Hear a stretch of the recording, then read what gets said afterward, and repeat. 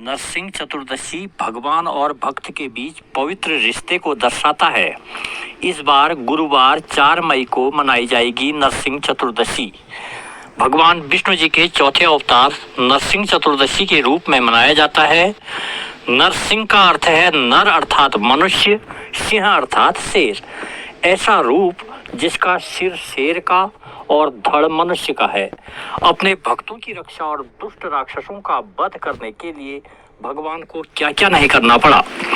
एक बात का ध्यान विशेष भक्तों को रखना है कि शास्त्रों के अनुसार नरसिंह चतुर्दशी व्रत प्रदोष व्यापिनी चतुर्दशी तिथि को ही करनी चाहिए, अर्थात दोनों दिन ऐसी चतुर्दशी तिथि न मिल सके तो कम से कम त्रयोदशी को छोड़कर दूसरे दिन ही उपवास करना चाहिए। इस बात का ध्यान विशेष भक्तों को देना चाहिए। शास्त्रों के अनुसार प्रथम पूज्य भगवान श्री गणेश, माता लक्ष्मी, हनुमान जी की तरह नरसिंह चतुर्दशी का व्रत निसंतान को उत्तम संतान प्राप्ति के लिए किया जाता है। इस दिन चतुर्दशी व्रत करने वाले मनुष्य को प्रातः तांबे के पात्र में जल लेना चाहिए। इसके बाद यह मंत्र पढ़ें, नरसिंह देव देवेश जन्मदिने शुभे उपवासम करिष्यामि सर्वभोग विवर्जितः। इसके उपरांत दोपहर में तिल, गोमय, मिट्टी और आंवला के अलग अलग 4 बार स्नान करते रहना चाहिए। तदुपरांत भक्त जो रोज की पूजा करते हैं, दैनिक पूजा, उसे भी पूरी करनी चाहिए। इसके बाद शाम के समय एक वेदी पर अष्टदल बनाकर भगवान नरसिंह और माता लक्ष्मी की सोने आदि की मूर्ति स्थापित कर षोडशोपचार या पंचोपचार पूजा करनी चाहिए। शास्त्रीय मान्यता के अनुसार नरसिंह चतुर्दशी व्रत में पूर्ण रूप से ब्रह्मचर्य का पालन करना चाहिए। तदुपरांत नरसिंह चतुर्दशी की व्रत कथा पढ़ें, जो इस प्रकार है। प्राचीन काल में कश्यप नामक एक राजा थे। उनकी पत्नी का नाम दीति था। उसके 2 पुत्र हुए, एक का नाम हिरणाक्ष तथा दूसरे का नाम हिरण्यकश्यप था। हिरणाक्ष को भगवान विष्णु ने 12 रूप धरकर तब मार दिया था जब वह पृथ्वी को पाताल लोक ले गया था। इस कारण हिरण्यकश्यप बहुत क्रोधित हुआ। उसने अपने भाई की मृत्यु का प्रतिशोध लेने के लिए कठिन तपस्या करके ब्रह्मा जी व शिव जी को प्रसन्न किया। ब्रह्मा जी ने उसे अजय होने का वरदान दिया। यह वरदान पाकर उसकी मति मलिन हो गई। अहंकार में भरकर वह प्रजा पर अत्याचार करने लगा।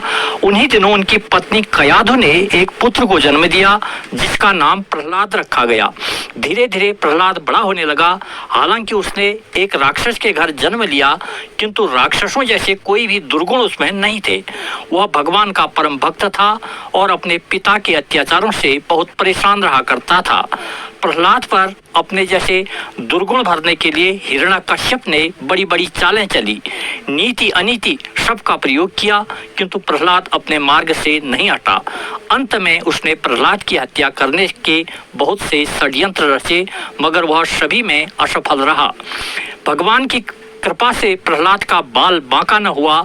एक बार हिरण्यकश्यप ने अपनी बहन होलिका, जिसे वरदान था कि वह आग में न जले, उसकी गोद में बैठाकर जिंदा ही चिता में जलाने का प्रयास किया, किंतु इसमें होलिका तो जलकर राख हो गई और प्रहलाद जस का तस रहा। जब हिरण्यकश्यप का हर प्रयास विफल रहा तो एक दिन क्रोध में आग बबूला होकर उसने म्यान से तलवार खींच ली और प्रहलाद से पूछा, बता तेरा भगवान कहाँ है? विनम्र भाव से प्रहलाद ने कहा, पिताश्री, भगवान हर जगह उपस्थित हैं।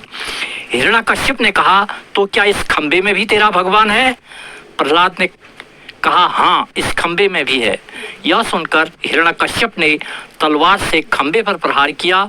तभी खंबे को चीरकर नरसिंह भगवान प्रकट हुए और हिरण्यकश्यप को पकड़कर अपनी जांघों में रखकर उसकी छाती अपने नखों से फाड़ डाला। इसके बाद प्रहलाद के कहने पर ही भगवान श्री नरसिंह जी ने उसे मोक्ष भी प्रदान किया तथा प्रहलाद की सेवा भक्ति से प्रसन्न होकर वरदान दिया कि आज के दिन जो लोग मेरा व्रत करेंगे वह सब पापों से मुक्त होकर मेरे परम धाम को प्राप्त होंगे। नरसिंह चतुर्दशी भगवान और भक्त के बीच